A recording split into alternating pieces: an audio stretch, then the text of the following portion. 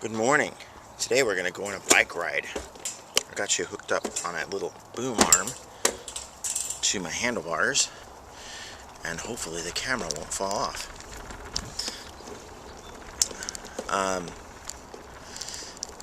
So I just started riding my bike again, and I just ride it around the block in the lowest gear, just rolling around the block over and over. It's not like I'm trying to, hardcore exercise right now. I kind of can't do that. I've got this big incision in my stomach, and it's hard to, sometimes it's hard just to lift my legs. And, it's still difficult getting out of bed. I gotta pull myself up sideways and push myself up on my side, and it's my arms are getting tired even from just pushing myself up that way every day. Even like something simple like sitting on the toilet, stuff that you normally take for granted, stuff that seems like simple parts of life, is more challenging than it used to be anyway.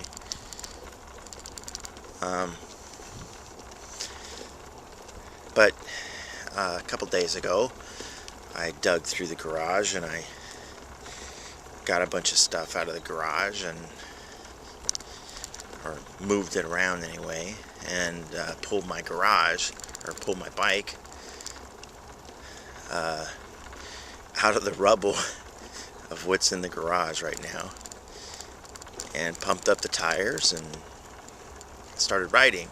And I will tell you that I only rode for like 10 minutes. I think I said so on Facebook or something. I rode for about 10 minutes, and then kind of gave up. After that amount of time, I was really tired, really sore, and was looking forward to resting. But for the rest of that day, I was literally just moving, and I kept it going. I just kept going, and didn't need to lay down to rest very much at all. I was able to just keep going a lot. And it's not like I'm lifting heavy weights. I'm not setting my bike in any high gear, trying to climb any big hills or anything.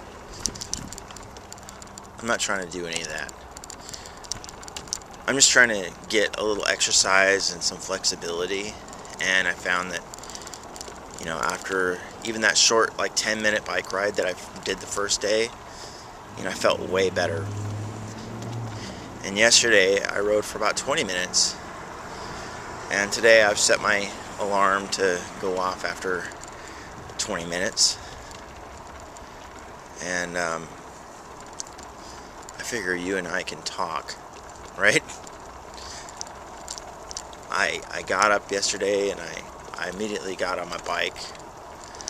I like to exercise on an empty stomach, because I find that if I exercise on a full stomach, then I end up getting all cramped and stuff, so I'm not trying to do that.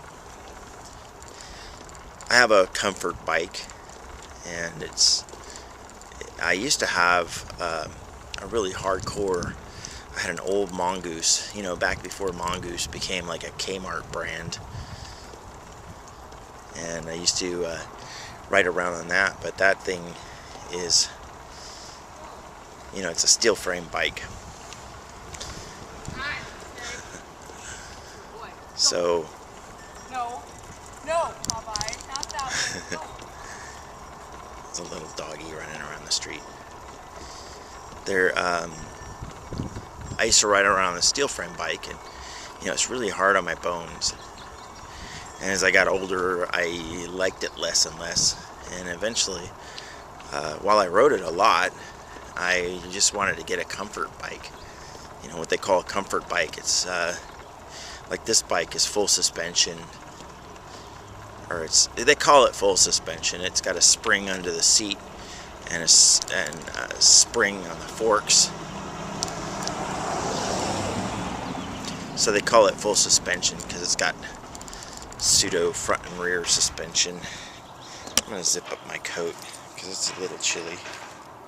I didn't wear my gloves today. I wore rubber gloves yesterday, but not today. I feel kind of goofy for that. Rubber gloves kind of seem to help. Sorry about that knocking. That's my chain clacking on the body of the frame. Hopefully it doesn't come out in the video too much. I'm doing construction over here, building a couple of new houses where there used to be an old house. And this guy was here for many years, and now he's not. Now they have, they're going to build 3 houses, they say, on his property, on what used to be the property of one house. They look to be nice houses, but they're the kind of houses that look all the same. You know, they're putting them up all over the place. There's a couple of houses down the street that look exactly like them. You know, hopefully they'll maybe put some kind of nice color or something. Our house, we're going to paint it cobalt blue. We put the new siding on, and it's pre-primed, and that's nice because it's been a rainy season and we haven't been able to paint it, but we're supposed to have a nice batch of weather coming up, and we've hired a friend of mine to paint it, and looking forward to seeing it, you know, brighten up the neighborhood, because the colors around Oregon, I don't know, maybe elsewhere too, but Oregon especially, they use a lot of earth tones for everything. So everything looks like dirt and grass and leaves. Sorry for the shaking. I found a little bumpy patch of road. Let's see if I can steady up the camera a little. There we go. Straighten it up a little.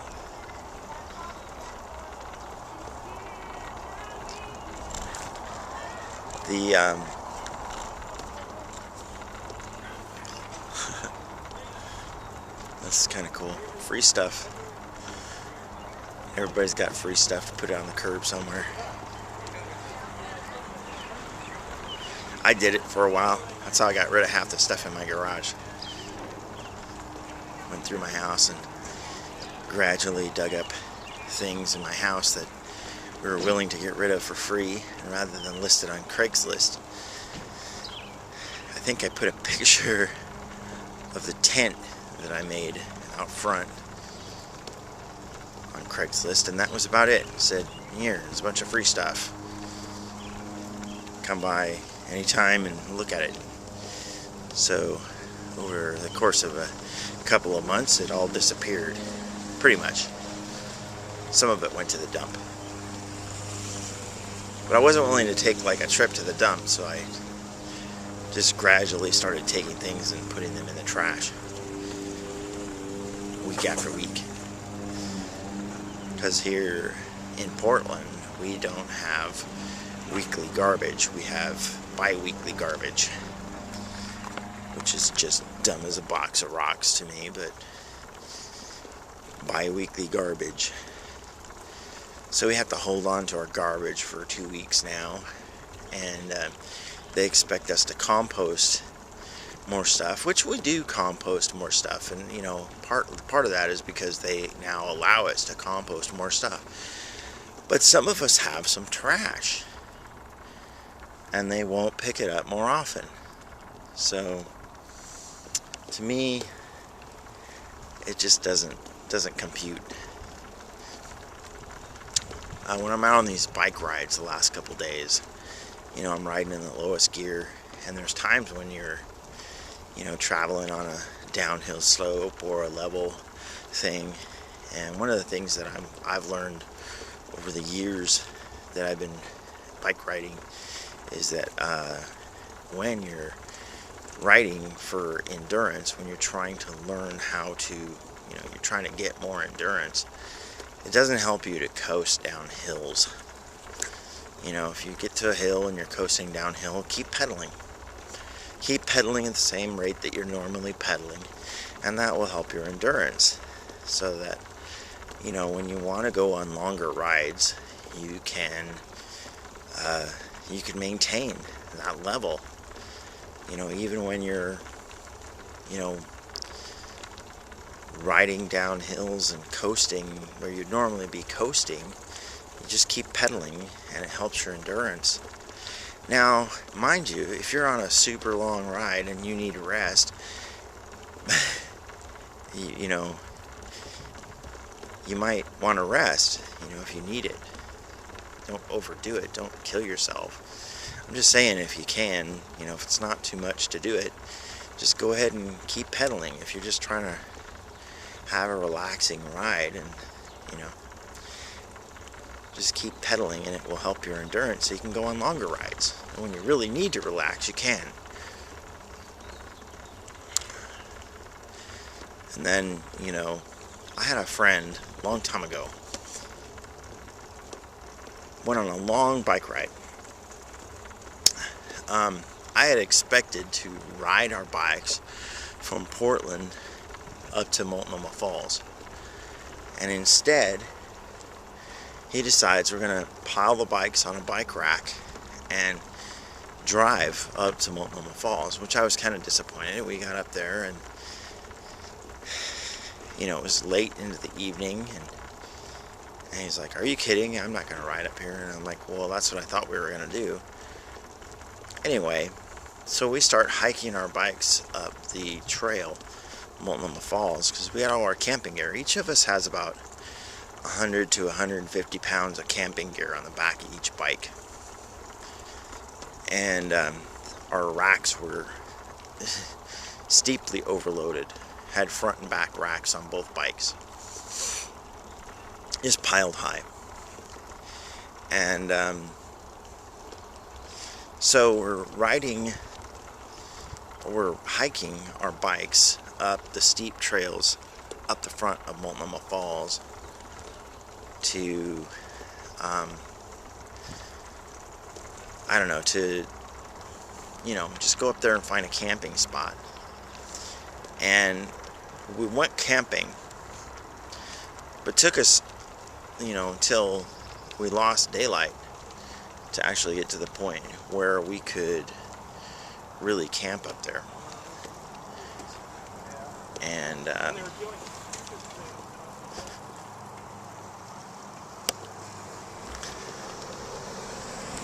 it took us most of the day and into the night. And we lost daylight, so we ended up having to just climb down the side of the hill where we were at. We tied a rope off to a tree and went down the side of this hill. And woke up the next morning, packed up everything, and hike up the hill. And we get about 50 yards down the trail. You know, you have to remember that when we set up camp, it was dark. We lost daylight, and we just needed to get going. And we were doing all that by flashlight. And up in the hills above Multnomah Falls, if you ever been up there, when it's night, it's black. You don't see anything. So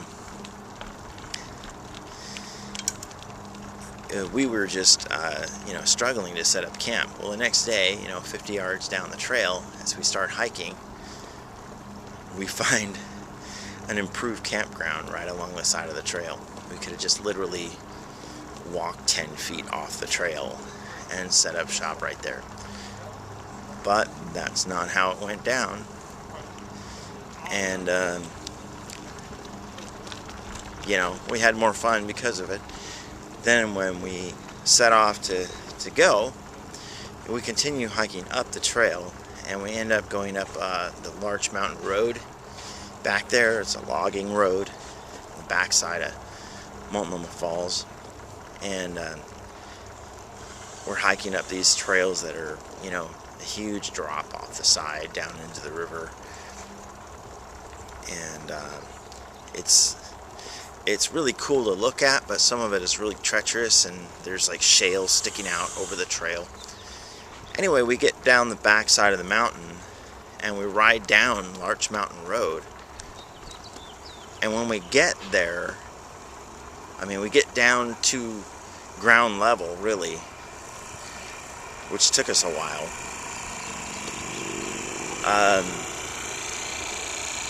When we got down to ground level, he decides he wants to ride like in the lowest gear possible. So he's riding really slow, and he's really moving his legs a lot. And of course he's getting really tired, because I'm riding like 30 miles an hour, you know, 25 to 30 miles an hour. Because at this point I had trained a lot. You know, I had really good endurance, and my legs were really ripped at that time.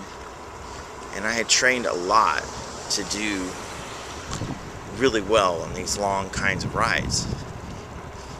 And so it's really annoying to me that this guy, I keep having to stop for him, and it's getting late because he's going so slow.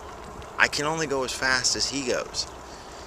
And we end up stopping to rest at one of the parks, and I'm like, you know, we could be home by now. And I can see, you know, off in the distance where a nearby, you know, freeway ramp was that that I was used to. You know, we're on I-84 coming home from Multnomah Falls, and, you know, there's nothing there that's really all that unfamiliar.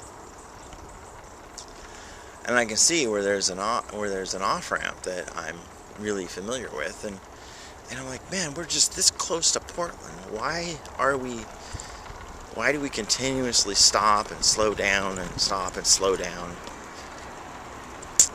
So that was really annoying to me. You know, and I asked him why he was doing that, and he said, well, you know, because it's just better exercise, you know, more reps. And I'm like, yeah, well, can't you do that like when you're not on a ride with a riding partner that's trying to get somewhere? I mean, why would you subject your riding partner to that when you're, you know, you've already stated that you have some goals as far as what you want to accomplish in your ride? So to me, it was really, really annoying that he just kept, you know, slowing down and stopping, and I was like, you need to, you know, bring up your gear, you know, bring up your speed. Why are you doing this? It's all level, right?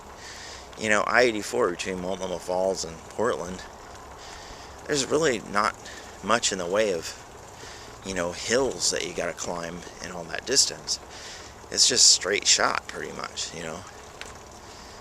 There's some mild slopes here and there, but for the most part, you know, it's really easy riding. It's just a long ride. Well, that's my alarm telling me that this ride is over. So I thank you for tuning in, and have a great day.